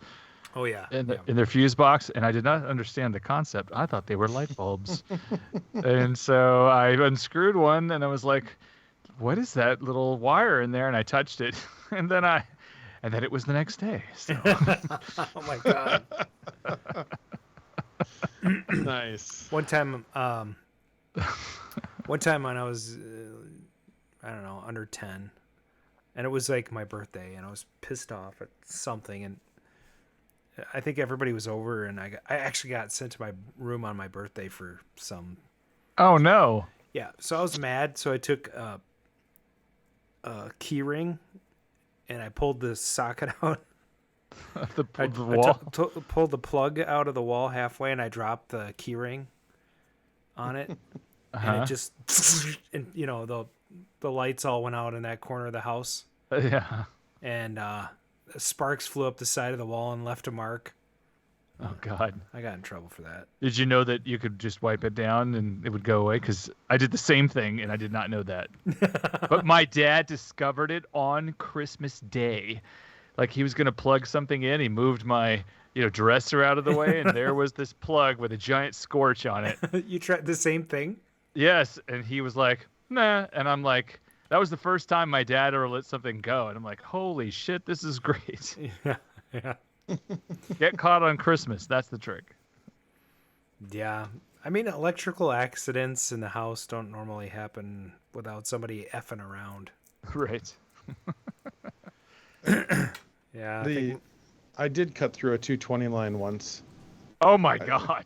Actually, one of the funnier electrical things was the first time I wired 220, I didn't realize I didn't get it. Like I didn't actually understand the phase thing. So I hooked it up the wrong way, plugged in this new dryer, and was running 110 through the dryer thing in a case. And I'm going like this, with my hand on the floor going, I get shocked every time I touch the floor. Like, what's... Oh my God. Like, what's going on here? And then I learned a little bit more, and yeah, got it hooked up right. Why doesn't the dryer run? You have to complete the circuit. That's why. Oh, I should have hit the button and held like using this. your body. Yeah. Lick your palms next time. But I did with a Sawzall. I thought I shut all the electricity off, and there were 2 boxes in the house, and I didn't shut the 220 off going through the kitchen ceiling, and I took the kitchen ceiling down with a Sawzall and hit the 220 line with it, and that was a spark show. Yeah. That was impressive. A more mild one was I was trimming hedges with an electric hedge trimmer, and I was, being a little overzealous with my swing, and I swung and cut my own extension cord right off. Oh my God. So it just stopped cutting. I can imagine. It's pretty funny. I have a junction box somewhere outside where two separate circuits, somebody decided to just sort of link them together. So I had a circuit breaker off. So everything on one end was fine up until like where I got to where, it joined with the other side that was being cross contaminated. And I got shocked. It was super awesome. The weed burner and electric fence, no feeling in his arm, grits Grinwing. Oh yes, 8-Bit Burn had the same experience as I did. Electric hedge trimmer cut halfway through the cord. I cut all the way through the cord. That was talent. Mr. Peabody, ignition coils do hurt like a son of a bitch. Yeah. Yeah. I've done that too. Yeah. Papa Killjoy says I accidentally put my tongue on a 9-volt battery. I think my wife, her brother made her do that. Isn't that how you test them? That's how you test them. You know if they're good? Like, hey, right. Is it okay? Yeah, it's good. 9 volts. No, I'm serious. Okay, here's a question for you. I got this Discman today. Yes. In the mail. It came with a 9-volt Sony adapter, and on the back it says 9 volts, right? Yes. It takes 4 AA batteries. So interesting. That's how many volts? Okay. 6 volts, right? 1.5. Oh, what? Yeah. So why does it take 9 on the? Because they probably regulate it down. Just so that the adapter lasts longer, or what? Or maybe it's just cheaper. Oh, because they already had 9-volt adapters. Yeah.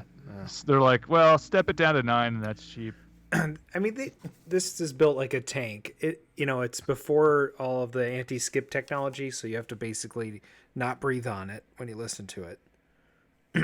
But it has a tuner in it, and it's got the tuning on top, which is kind of cool, with a little dial on the side, the LCD in the front with all the controls. Did you have one of these in your Ute? No, but I saw kids had them when I was in high school. This is from 91, and I was always jealous. So the first thing I played in it was a disc from 1990, which is CNC Music Factory. Oh my God. I have that disc. Yeah, it's fun.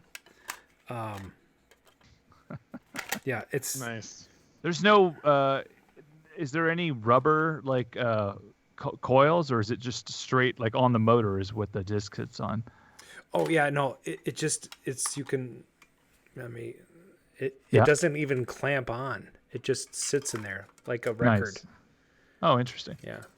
That's a great design. Like whoever came up with the compact disc. That's pretty weird. Yeah. Chabaruga said, but how else do you dance to CNC Music Factory on your headphones? Oh God, I just pulled that band out of my ass. Yep. What's funny is there was all that controversy with them not using the original singer in the video. Do you remember that? Oh no. Yeah, everybody danced now. That was a different girl. Yeah, it was a different woman. She was heavy, and they didn't want to use her in the video because of her size. So they used the attractive girl. Oh, yeah. That sucks. Yep. Yeah. I remember watching them on Arsenio Hall. Yeah. And that oh yeah, he the real singer he had, and she did it live for him right there. Yeah. Yep. But he had CNC Music Factory on before that.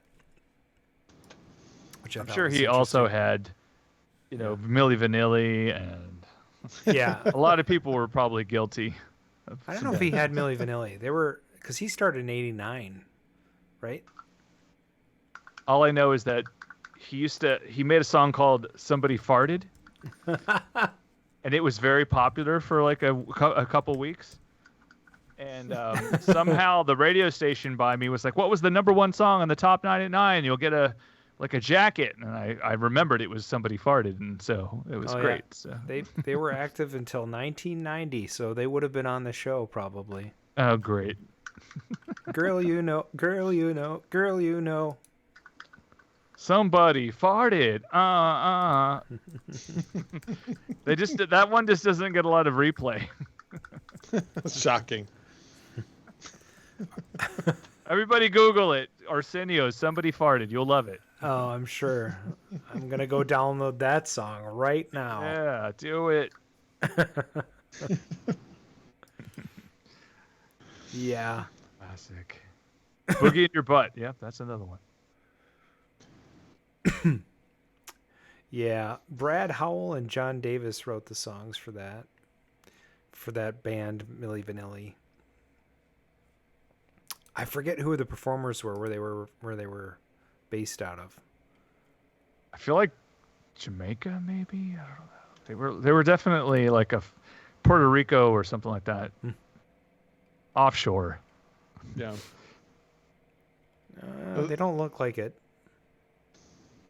No, they didn't. But these guys look African American. I remember when that came out. Everybody's like, "Can you believe?" I'm like, yeah. No. Was I supposed to care? Yeah.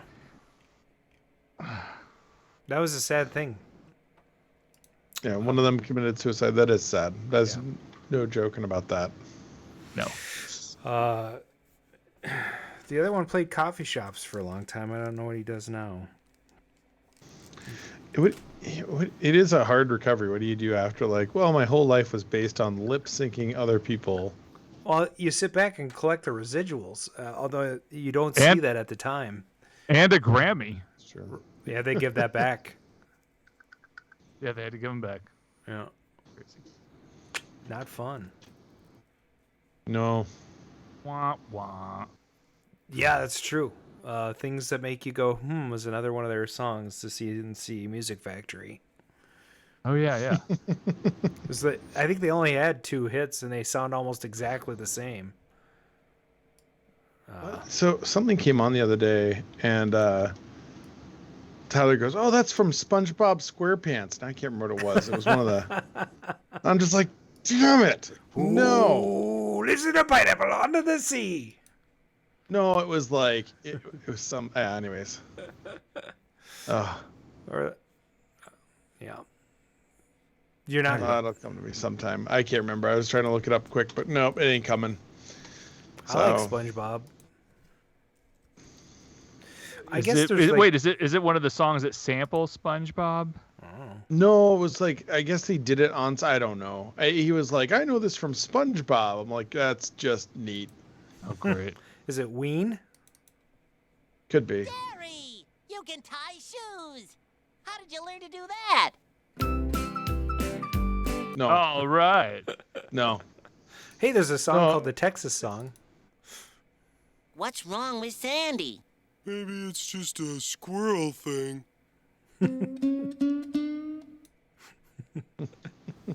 Oh, I use that song actually. Did you? Whenever I post things about Texas on TikTok. That's funny. Yeah. SpongeBob Scaredy Pants. Ooh, lives in a pineapple under the sea. I guess the first season is the best season. I remember watching a little bit of it back when it was on in the early 2000s, but it's been on. Is it still on? Do they still do new episodes? No, they have a different show. Like it's like SpongeBob in like junior high or something. Oh, weird. Not that the other one was like any less weird than anything else. Right. I saw him in his underwear quite a bit, so very strange. All right, here. One last topic before we go. Yes. It is May the 4th.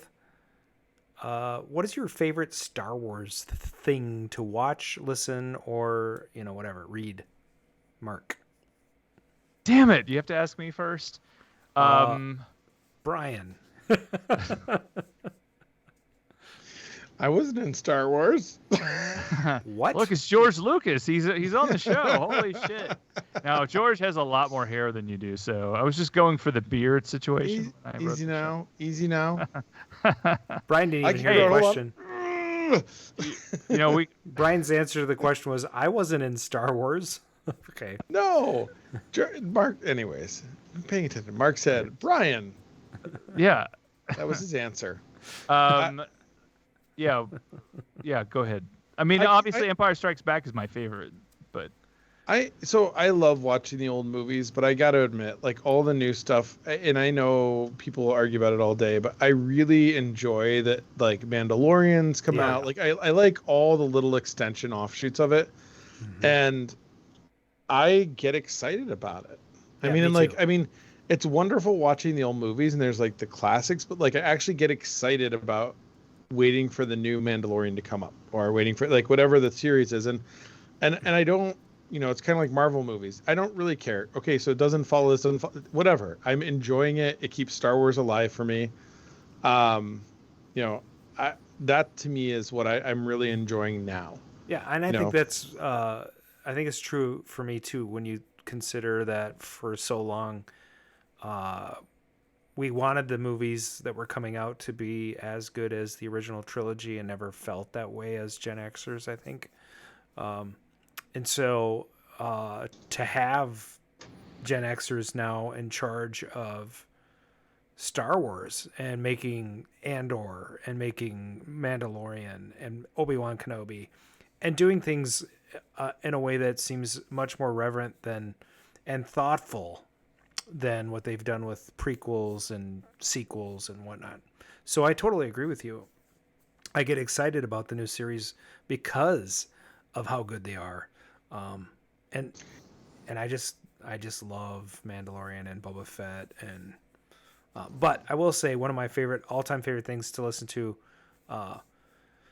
besides anything John Williams related to Star Wars, including Duel of the Fates, even though I don't care for that set of movies, is the original Star Wars radio program from 1980, which is 6 hours, like a 12-part series of Star Wars expanded. Right. Includes Mark Hamill, Anthony Daniels, and all the original sounds. So you get your Chewbacca, and you get your R2-D2, and Perry King from Riptide plays Han Solo, and Ann Sachs, a voice actor, plays Leia, and Brock Peters plays Darth Vader. If you ever get a chance to listen to it, it's fantastic. The Empire Strikes Back is good, but I will say John Lithgow's Yoda it's a little hard to listen to at first. Oh no! But you do get used to it, and then they sort of punted on the last one because they didn't. Mark was busy probably doing Joker by then, but they did complete the series by making a Return of the Jedi radio program. There was I think Anthony Daniels is in it, and that's about it. Interesting. So there, if you go on YouTube, there's a Star Wars Underworld, which was this TV show that George Lucas had been making, and it's terrible. It has test footage. It looks like a fan film made by high school students, but with a lot of cool costumes, Well, speaking of that, there's a new Star Wars series on Disney Plus that is all like little for shorts. Kids. No, they're not. Oh no, different. Like the first one. Well, they're Japanese style. Oh, okay, yeah. But the first one is not for kids. I mean, oh no, it could be for kids, but no, they have some other like small short series that is aimed at tweens. Okay. Okay. But this sounds like the anime things that. Yeah. Oh, well, that's cool that came out. Oh, there's one last thing I forgot to mention, guys. Michael J. Fox has a documentary that's coming out called Still. Yep. And I highly recommend it. I've only really seen parts of it. Some friends have sent to me, but it's really good. So cool. if you like Michael J. Fox and you care about him, it's a good show. It's on, I think, Apple TV.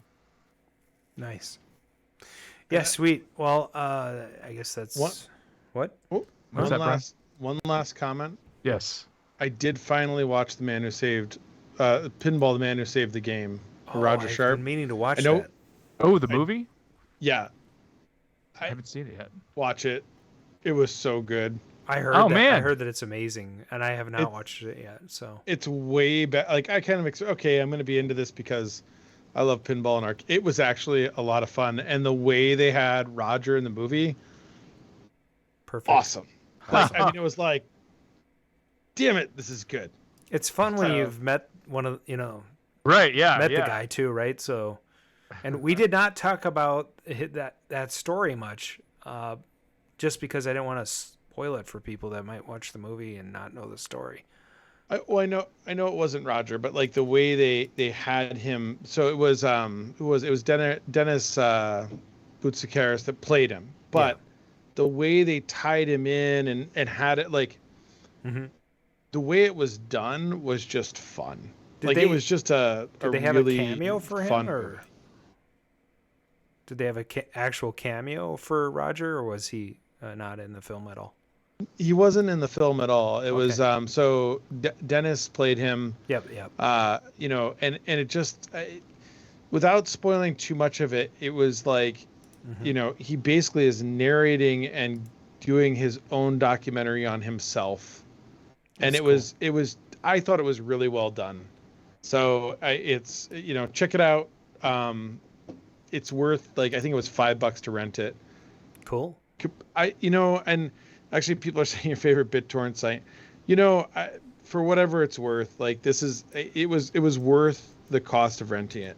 And I know $5 is nothing. Just give it to them. Yeah. Yep. So I would rent it, but you guys do what you want to do. It was fun. We had a blast. So go do it soon. Yeah, I don't torrent anymore. What a waste. Yeah. It's too time consuming. Yep. Well, and also there's also all of those lures that they put out so that they can sue you. So. Oh, what's that? I mean, like, you mean like to encrypt your computer and take your money, or what? No, I mean, I think that they still put out like, they track your IP for downloading it, and then they will send you basically like a ticket, like a misdemeanor. Oh, you mean your provider will? So. Yes. Oh, okay. Like Comcast. Right. Yeah. And it was a small, and actually just looking it up here quickly, Rotten Tomatoes give it 94%. Wow, that's pretty great. awesome. Yeah. And fans gave it 95%. It really, if you haven't seen it, go see it. Or rent it. Walk in your living room now, rent it. It's only $10 to buy it in HD on Amazon, and then you just have it. I'll probably just buy it. I mean, that's worth 2 tickets. Like, if I were to go to a movie, that's cheaper than buying movie tickets for me and my girl. Unless you go on Dollar Night, which they don't have anymore. It's like $1. It's like the dollar store. How much is this? $5. Yeah, exactly. That's not. It's on the dollar store. How much is this? $3. That's not $1. You know what? I'm buying this right now so I can watch it later tonight. Do it. So for those you didn't hear, it's called Pinball, the Man Who Saved the Game. It's the story about Roger Sharp playing pinball in city council chambers, but it is way more of a story than that. And the depth of it is, like, it sounds simple. It's a great, great story. So it was fun. Oh, crap. I can't remember my pin. 1985. 1, 2, 3, 4. Yeah. 1, 2, 3, 4, 5. 0, 0. Amazing. 0, That's the 0. same combination I have my luggage. It's my favorite line in Spaceballs. It is a great line in Spaceballs. Now I want to watch Spaceballs. No, good. watch Man Who Saved the Game. That way better.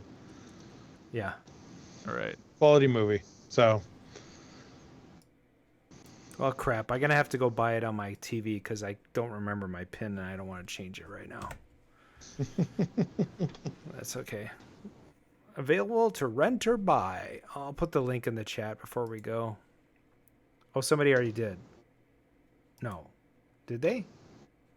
Oh, Star Wars arcade poster. That's cool. That's nice.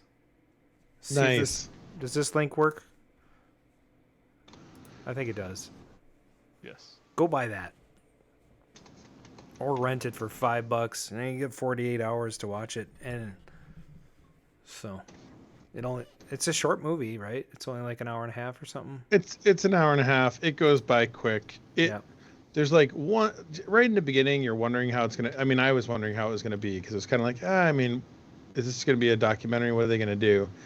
And they just dig right into it, and it's, watch it. They did it really well. If you don't like it, you suck. There we go. I like the mustache on the actor. He does have a very prominent mustache. He does. I can't remember that guy's name now. Okay. Okay. I just had it up here.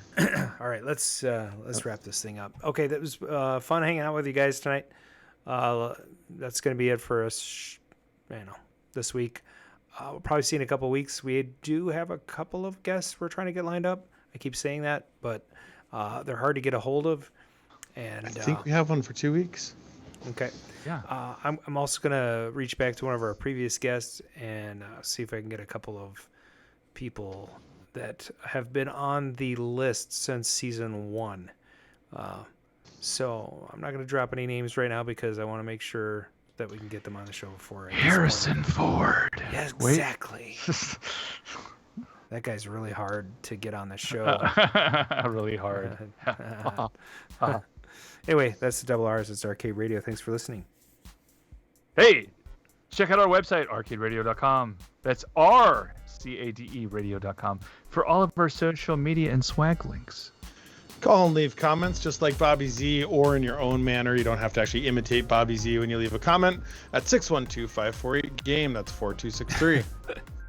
Hey, subscribe to our Twitch channel, which hopefully you're listening to if it's live, and follow us. Click on that notification bell so that you will know when we're streaming live. That's twitch.com/arcaderadio. If you like what you're hearing, don't consider. Drop a 5-star review on Anchor, iTunes, Spotify, or wherever you consume the podcast. Just do it. Go do it. Do it. All right. That's going to be it for tonight's show. We'll see you in a couple weeks. Thanks for listening in.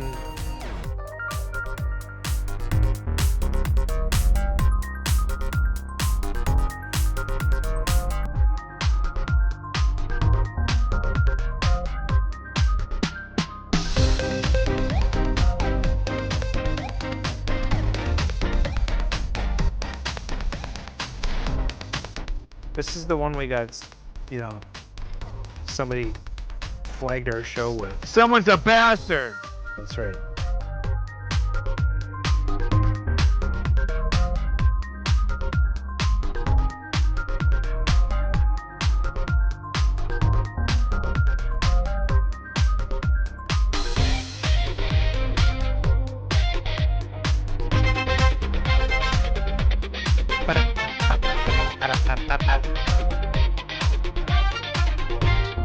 I used to have a record scratch sound. I wonder where that went.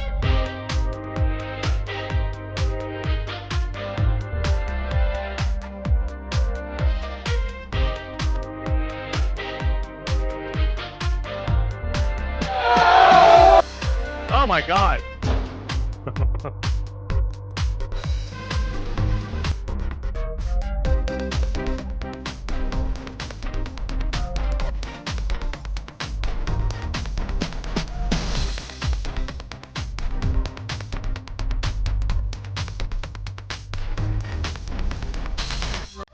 The humanoid must not escape.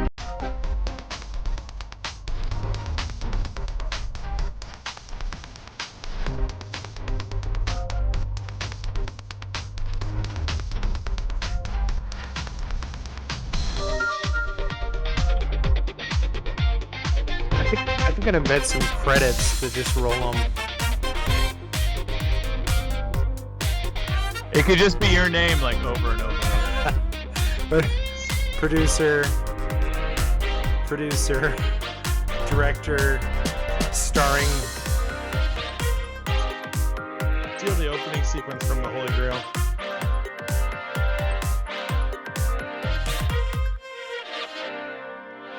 Zip, zip, zip, zip.